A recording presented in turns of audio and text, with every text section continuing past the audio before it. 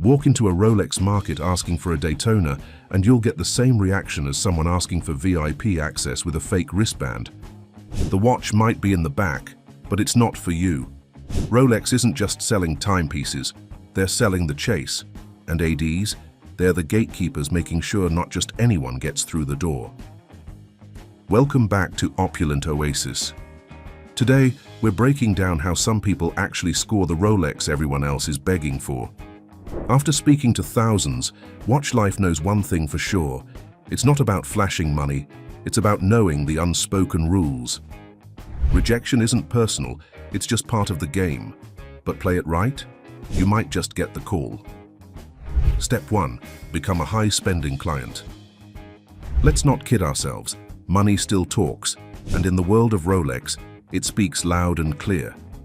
One of the fastest ways people end up on an authorized dealer's radar is by spending, and not just once, consistently. These ADs aren't handing out steel sports models because someone's passionate, polite, or has a long sob story about how they've always dreamed of owning a Submariner. They're running a business, and if someone's actively helping them hit monthly targets, they're going to remember that face. But here's the part most people miss. It doesn't always have to be Rolex. In fact, it often isn't. Some buyers start by picking up the pieces the market actually wants to sell: diamond jewelry, lesser-known brands, or those solid gold watches that look amazing but sit untouched for months. Think of it as strategic spending. You're not just buying for yourself, you're helping the store move inventory they're stuck with. It's like ordering the weird item on the menu so the chef doesn't have to throw it out. This is what seasoned clients understand. It's not about one flashy purchase, it's about the long game. Build up a purchase history, spread it out. Don't just come in swinging for a Daytona and bounce. Make it clear you're here to play the game they're actually running, not the one you wish they were. And yeah, while someone might walk out thinking they made a splash with a $15,000 or $20,000 buy, chances are there's another client who just dropped $100,000 like it was lunch money. That's the brutal part. There's always someone spending more. That doesn't mean it's hopeless, but it does mean walking in with a realistic mindset. In the Rolex world, the ladder goes high, and the higher you climb, the easier it is for doors to quietly open. Quick reality check.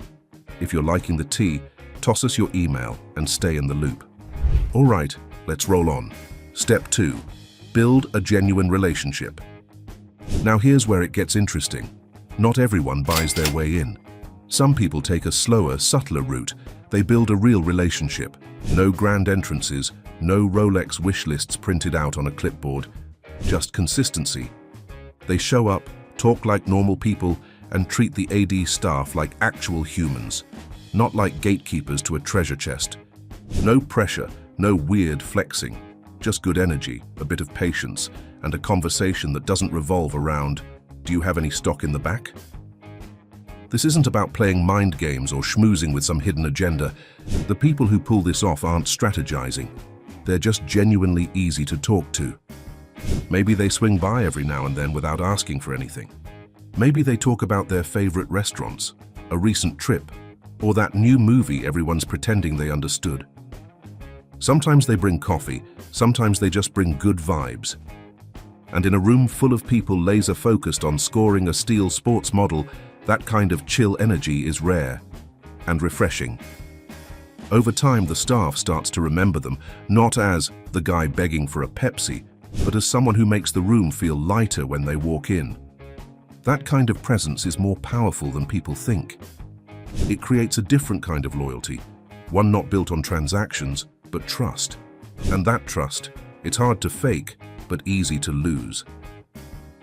Of course, everyone in the market knows why people are being friendly. Let's not pretend it's all innocent. But there's a difference between being honest and being annoying. When someone's upfront about wanting a certain model, but still respects the process, doesn't nag, and is just easy to be around, that leaves a mark. ADs aren't machines. They're humans juggling sales goals, endless questions, and a lot of pressure. They remember the customers who don't treat them like a vending machine for Submariners. And here's the thing. When the right watch does come in, and the manager has a choice of who to call, 9 times out of 10, It's going to the person who's been kind, consistent, and drama-free.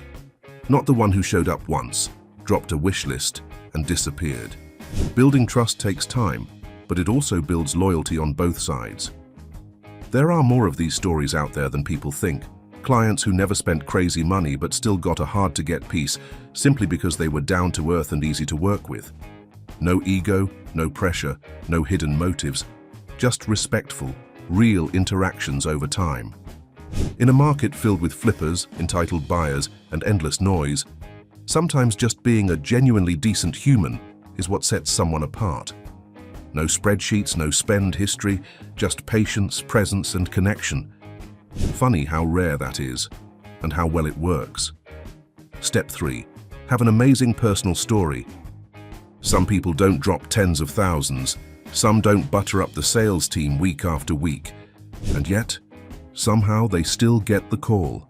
No spreadsheets, no networking games, just a story, a real one, something that instantly makes sense, where the watch doesn't feel like a flex, it feels like it belongs.